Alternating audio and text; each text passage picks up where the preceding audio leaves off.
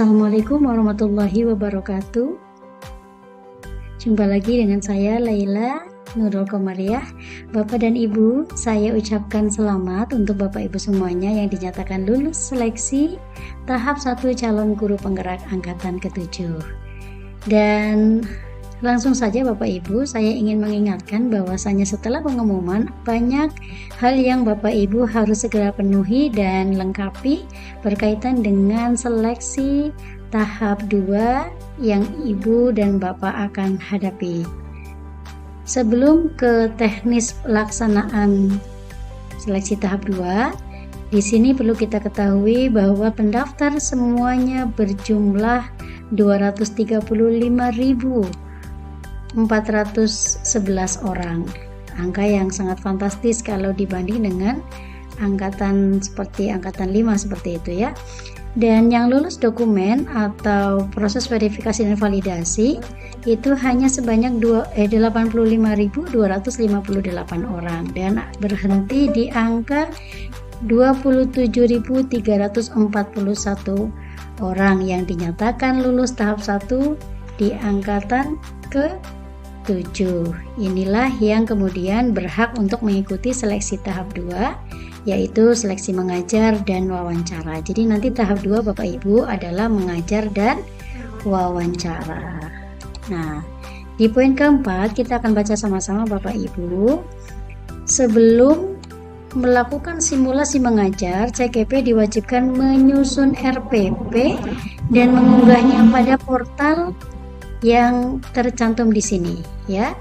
Portal Guru Belajar dan Berbagi pada rentang waktu tanggal 25 Juni pukul 8 sampai dengan 5 Juli pukul 12.00 waktu Indonesia bagian Barat. Ini waktunya tidak banyak ya Bapak Ibu, maka bisa langsung dari sekarang Bapak Ibu persiapkan untuk RPP tersebut.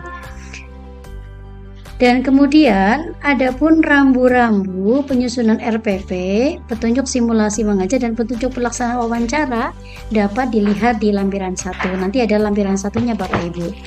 Kemudian di poin 5 Bapak Ibu kita lanjutkan. Seleksi simulasi mengajar dan wawancara akan dilaksanakan secara daring mulai tanggal 28 Juni sampai dengan 24 Agustus 2022.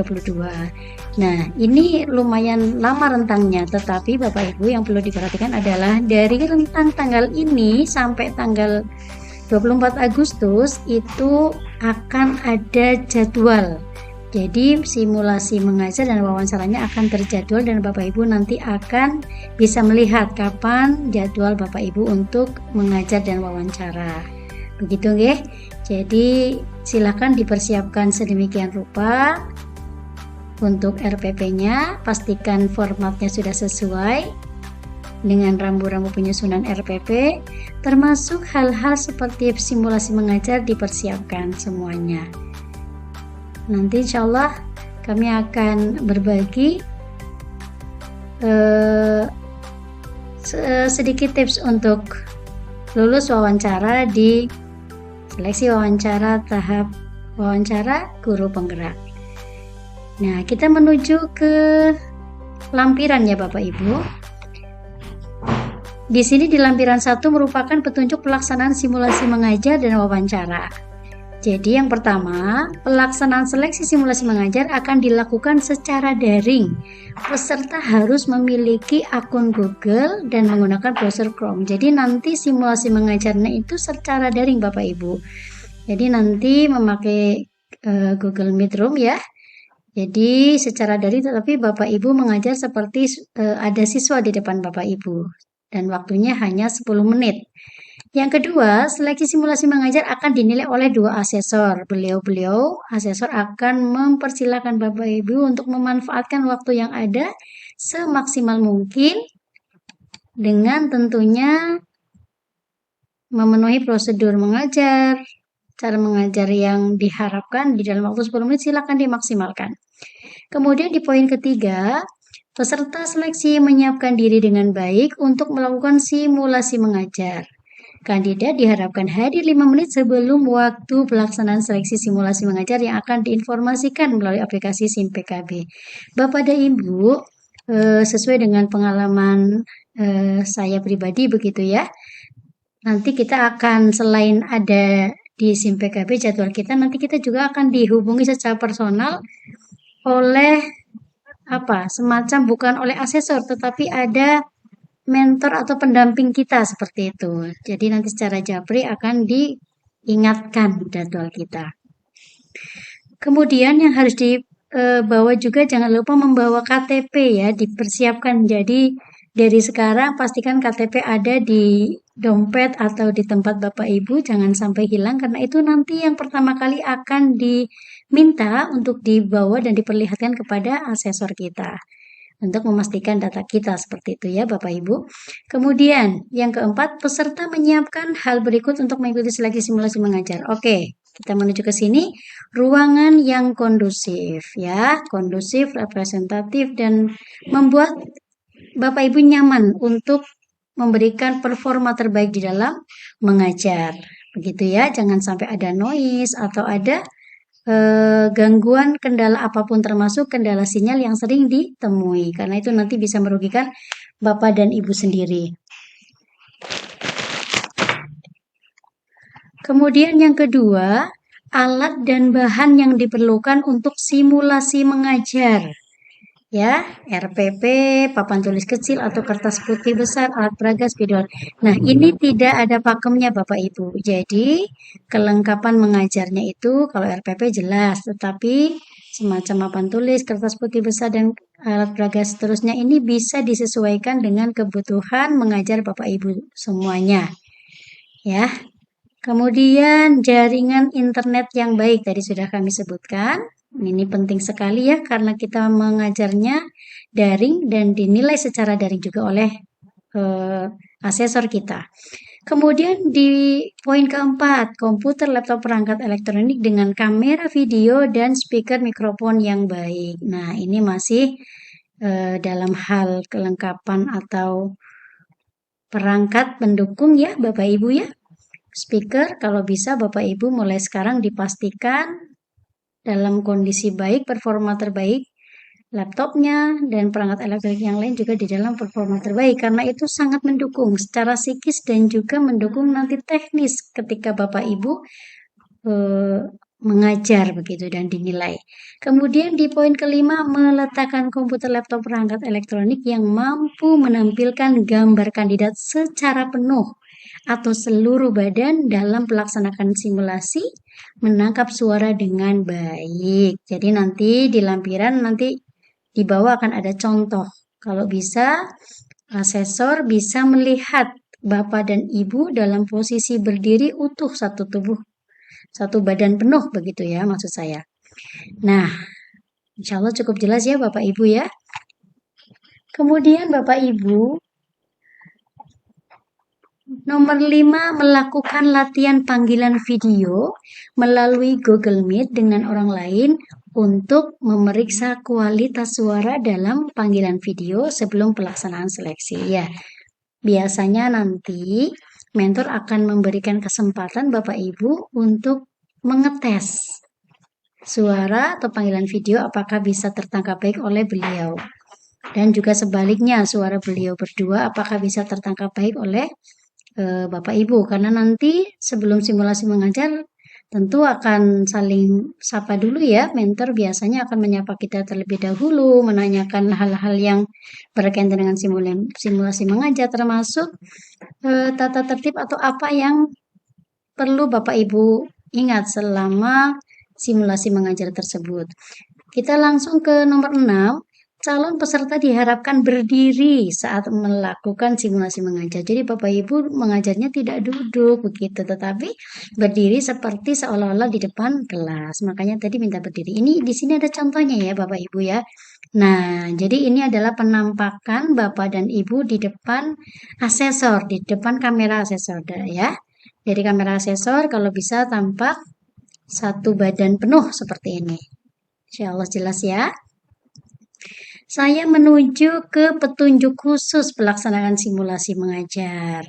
Di sini dilihat peserta wajib memilih salah satu topik mengajar yang tersedia sesuai mata pelajaran dan jenjang melalui tautan berikut. Ya, nanti dilihat. Nah, kalau seperti saya ini guru agama misalnya, maka topik mengajarnya itu berdasarkan kurikulum yang dipergunakan di masing-masing sekolah atau jenjang. Jadi, ada kebebasan untuk memilih materi yang akan dipakai untuk mengajar, ya. Akan tetapi sesuai dengan kurikulum yang memang digunakan di sekolah kita. Kemudian selanjutnya, guru mata pelajaran bahasa asing atau bahasa daerah wajib menggunakan bahasa Indonesia. Begitu Bapak Ibu. Ya, jadi 80% bahasa Indonesia, 20% bahasa asing atau bahasa daerah. Oke, kemudian nomor 4, siapkan RPP. Ya, ini penting Bapak Ibu. RPP untuk satu topik dan disampaikan pada durasi 10 menit dan diunggah melalui portal guru berbagi. Sesuai dengan jadwal ya, 10 menit paling berarti untuk Bapak Ibu. Jadi silakan di dalam 10 menit dari mulai pembukaan, inti sampai penutupan termasuk punishment, silakan dimaksimalkan ya. Kemudian selanjutnya RPP diunggah mengacu pada panduan yang terdapat dalam surat edaran. Jadi RPP-nya masih RPP yang sesuai dengan surat edaran Mendikbud nomor 14 tahun 2019. Nah, ini di sini justru disebutkan ya secara lengkap berisi tujuan pembelajaran, langkah-langkah pembelajaran dan penilaian atau asesmen pembelajaran. Baik. Selanjutnya karena pembelajaran akan berlangsung secara singkat 10 menit, baik, maka peserta diharapkan berfokus. Nah, fokus kemana? Pada tahap pembuka dan inti pembelajaran dalam mengikuti seleksi simulasi. Jadi di sini ya, tentu tahap pembuka dan tahap inti nanti proporsinya diperhatikan. Jangan sampai habis di pembuka intinya tidak sampai. Jadi biasanya 10 menit itu bagaimana caranya agar materi tersampaikan dengan baik. Asesor bisa melihat bahwa Bapak Ibu adalah guru-guru yang pantas menjadi guru penggerak dalam konteks memberikan performa mengajar yang sangat baik. Karena bisa mengelola kelas dengan baik, mengelola pembelajaran dengan baik. Baik Bapak Ibu, selanjutnya jadwal pelaksanaan simulasi mengajar dan tautan Google Meet akan diberikan melalui aplikasi SIM PKB melalui dashboard seleksi simulasi mengajar. Jadi jangan lupa Bapak Ibu, sering-seringlah menengok SIM PKB kita ya, karena semua informasi itu ada di sana. Kemudian selanjutnya ikutilah seleksi mengajar sesuai dengan jadwal yang diberikan. Di poin 8 Bapak Ibu, asesor akan melakukan konfirmasi nama dan instansi. Nah, ini yang saya bilang tadi, nama, instansi, dan tempat guru mengajar biasanya juga nanti akan dimintakan KTP. Jadi tolong dipersiapkan saja nih Bapak Ibu, barangkali tidak ada perubahan, tetap akan dimintakan KTP di awal untuk menyelaraskan data yang beliau pegang dengan data real yang Bapak Ibu bisa tunjukkan kepada beliau berdua. Ya, di poin 11, poin ini Bapak Ibu bisa diperhatikan lagi ini. Simulasi mengajar dilaksanakan bukan sebagai metode daring. Jadi, tidak usah share screen. Jadi mengajarnya daring tetapi mengajarnya itu mengajar di kelas seperti itu, hanya daringnya di dalam hal penilaian oleh asesor, tapi mengajarnya seolah-olah simulasi Bapak Ibu mengajar di kelas. Cukup jelas nggih? Kemudian yang poin ke-12, pada akhir sesi mengajar akan ada sesi tanya jawab dengan asesor. Ini hanya sekitar 6 menit Bapak Ibu. Ya, biasanya ini berkaitan dengan simulasi mengajarnya. Bapak Ibu nanti tadi apa yang disampaikan, kenapa mengambil metode tersebut, ya, apa kelemahan dan kekurangannya, bahkan terkadang diminta refleksi Bapak Ibu terhadap simulasi mengajar Bapak Ibu tersendiri, ya, seperti itu. Peserta akan menjawab pertanyaan yang akan diajukan oleh tim asesor. Oh tentu, nanti Bapak Ibu semoga bisa menjawab dengan sangat lancar, ya. Kemudian di poin 13, simulasi mengajar akan dihentikan oleh tim asesor jika sudah melewati waktu pelaksanaan simulasi. Biasanya misalnya Bapak Ibu keasikan nih mengajar, biasanya sudah langsung diingatkan. Bahkan terkadang langsung diingatkan ketika 2 menit selesai, mau selesai udah diingatkan. 2 menit lagi selesai, begitu biasanya juga ada temui kasus yang diingatkan seperti itu. Ya, semoga saja Bapak Ibu bisa memahami, nanti silakan dibaca lagi sendiri. Apa yang terdapat di lampiran yang tadi kita simak sama-sama ya. Kemudian ini unsur penilaian simulasi mengajar. Saya kira sudah cukup jelas sekali di sini Bapak Ibu. Jadi yang pertama mengembangkan lingkungan kelas. Ya, apakah nanti Bapak Ibu di dalam mengembangkan lingkungan kelas itu bisa memfasilitasi murid belajar secara aman dan nyaman, ya. Interaksi, pola komunikasi, bagaimana cara ibu menyapa, mengkondisikan mental dan fisik murid kita, apakah sudah memenuhi kriteria yang seharusnya. Kemudian kompetensi yang kedua, mendesain, memandu, dan merefleksikan proses belajar mengajar yang efektif. Jadi poinnya di sini mengajar yang efektif. Efektif itu berarti tepat sasaran, sesuai dengan tujuan pembelajaran, instrumen yang dipakai juga sesuai ketika memandu pembelajaran, desain dengan panduan dan juga teknis mengajar Bapak Ibu itu semuanya linear, sesuai. Itu berarti Bapak Ibu sudah mampu menampilkan belajar mengajar yang efektif. Begitu nggih. Di sini ada semuanya penjelasannya Bapak Ibu. Baik, kemudian kompetensi ketiga menunjukkan kebiasaan refleksi untuk mengembangkan diri atau self-regulated learning. Guru melakukan refleksi diri terhadap praktik pembelajaran yang telah dilakukan. Nah, tadi saya sudah sampaikan di atas ya, merefleksi diri Bapak Ibu.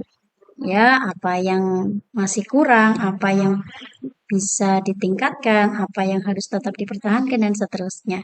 Jadi, nanti Bapak Ibu lihat lagi kompetensi 1, nanti dibaca lagi, kemudian diresapi yang ini, kemudian Bapak Ibu nanti bayangkan, tuangkan ide brilian Bapak Ibu dalam mendesain. Kemudian kompetensi kedua ya, nanti mau bagaimana, lakukan semuanya yang terbaik Bapak Ibu. Nah, terakhir adalah format RPP. Ini adalah format RPP yang disarankan oleh panitia ya Bapak Ibu ya. Jadi di sini nanti RPP oleh nama Bapak Ibu, kemudian di sini silakan dilengkapi identitasnya ya. Tujuan pembelajaran silakan dilengkapi, kegiatan pembelajaran dilengkapi sampai asesmen. Begitu nih Bapak Ibu. Di wawancaranya itu ada 2. Wawancara yang terkait dengan mengajar dan juga wawancara yang tersendiri, begitu ya.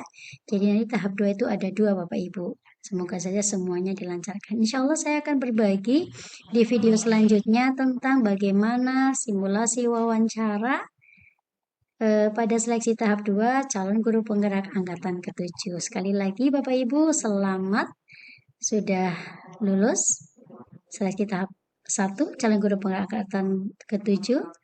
Semoga penjelasan sederhana saya tadi bisa menjadi salah satu referensi dan juga support semangat untuk Bapak Ibu semuanya mengikuti seleksi tahap 2 calon guru penggerak angkatan ke-7. Terima kasih, saya Laila. Wassalamualaikum warahmatullahi wabarakatuh.